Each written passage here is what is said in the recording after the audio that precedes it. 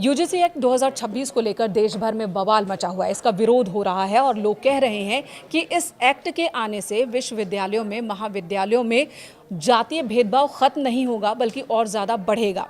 इस एक्ट का दुरुपयोग किया जाएगा और असमानता की स्थिति और ज़्यादा बढ़ जाएगी। ये बात कहते हुए इसका देश भर में विरोध है। उत्तर प्रदेश की बात की जाए तो अगले साल 2027 में विधानसभा चुनाव है और इससे पहले यूपी में यूजीसी एक्ट 2026 को लेकर चर्चा बहुत ज़्यादा तेज़ हो गई है। यहाँ पर भी इस एक्ट का अगड़ी जाति के लोगों की ओर से, संगठनों की ओर से विरोध किया जा रहा है और कहा जा रहा है कि ये एक्ट अगड़ी जाति के बच्चों के साथ भेदभाव करने वाला है, उनके साथ अन्याय करने वाला है। कैसे, ये मैं आपको बताऊंगी। विस्तार से जानिए कि आखिर यूजीसी एक्ट है क्या, इसका विरोध क्यों हो रहा है और अगर फिलहाल ये एक्ट लागू हो चुका है, इसे नहीं हटाया जाता है तो विरोध करने वालों ने क्या रणनीति बनाई है। दरअसल विश्वविद्यालय अनुदान आयोग यानी कि यूजीसी ने उच्च शिक्षण संस्थानों में जातिगत भेदभाव रोकने के उद्देश्य से उच्च शिक्षण संस्थानों में समानता को बढ़ावा देने के नियम 2026 लागू किए। 15 जनवरी 2026 से ये रेगुलेशन देश भर के विश्वविद्यालयों और महाविद्यालयों में लागू हो चुका है, यानी कि प्रभावी हो चुका है। हालांकि इसके लागू होते ही देश भर के अलग अलग हिस्सों में अगड़ी जातियों से जुड़े संगठनों और लोगों ने इसका विरोध शुरू कर दिया है। नए रेगुलेशन की सबसे अहम विशेषता ही विवादों की वजह भी है। ये विशेषता है क्या, ये जान लीजिए। अब अनुसूचित जाति यानी कि एससी, अनुसूचित जनजाति यानी कि एसटी के साथ साथ अन्य पिछड़ा वर्ग यानी कि ओबीसी को भी जातिगत भेदभाव की परिभाषा में शामिल किया गया है। नए कानून के तहत अब उच्च शिक्षण संस्थानों में पढ़ने वाले ओबीसी छात्र, शिक्षक और कर्मचारी भी अपने साथ होने वाले जातिगत भेदभाव या उत्पीड़न की शिकायत सक्षम प्राधिकारी के समक्ष दर्ज करा सकेंगे।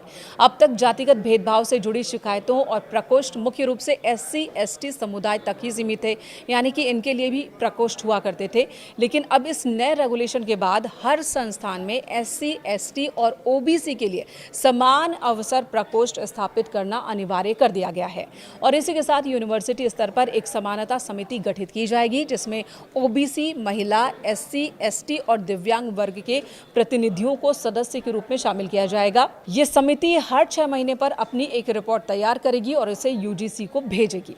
यूजीसी के रेगुलेशन के लागू होने के बाद सामाजिक न्याय की पक्षधर शक्तियों के बीच अगड़ी जातियों के असंतोष को लेकर बात उठ रही है और कहा यह जा रहा है कि यहाँ पर एससी एसटी की बात अभी तक हो रही थी, ठीक है, लेकिन ओबीसी को शामिल कर लेने से, महिलाओं को शामिल कर लेने से और साथ ही जो दिव्यांग हैं उन्हें शामिल कर लेने से बचता जो वर्ग है वो सिर्फ है अगड़ी जाति के लड़के और उनके साथ अन्याय हो सकता है। इस नियम का गलत इस्तेमाल इन सभी लोगों की तरफ से हो सकता है। खुद को पीड़ित दिखाने के लिए बेकसूर अगड़ी जाति के छात्रों को, युवकों को टारगेट किया जा सकता है और इसी तर्क पर ये संगठन इसका विरोध कर रहे हैं। इनका कहना है कि अगड़ी जातियों के छात्रों को और शिक्षकों को झूठे मामलों में फंसाया जा सकता है।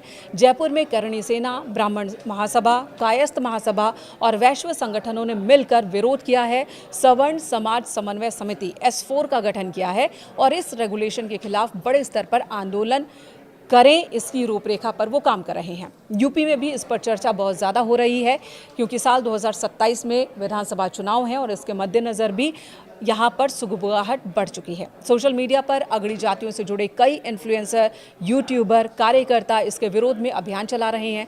स्वामी आनंद स्वरूप की ओर से साझा किए गए एक वीडियो में सवर्ण समाज से एकजुट होने की अपील की गई और तीखे शब्दों का इस्तेमाल किया गया इस नए नियम के विरोध में।